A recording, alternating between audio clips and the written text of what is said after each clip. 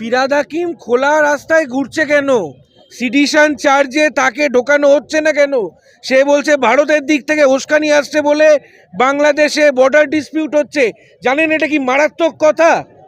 এটা দেশদ্রোহিতার থেকে কম? আজকে ছোটোখাটো চুরি করলে কেউ কেউ যদি ধরুন একটা নোট পড়ে আছে, সে যদি 10 টাকাটা তুলে নেয় তাহলে তার জেল হাজত হয়। আর এত বড় দেশবিরোধী কথা বলছে, সে রাস্তায় ঘুরছে কি করে? সে মহানাগরিক থাকছে কি করে? জনমানসে কেন রোষ হচ্ছে না?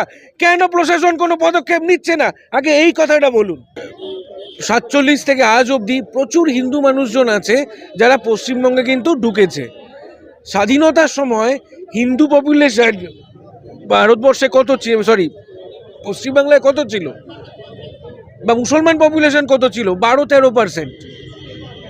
এত আপনার পূর্ব পশ্চিম থেকে হিন্দু ঢোকার পরেও আজকে মুসলমানদের পপুলেশন 35%, হিন্দুদের 65%।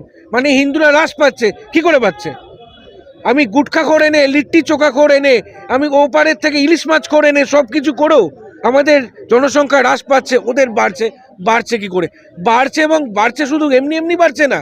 আমরা দেখছি কাউন্সিলর তৃণমূলের বাংলাদেশ থেকে এসেছে, আসছে কি করে? এদেরকে এত ফেসিলিটি দেওয়া হচ্ছে কি করে?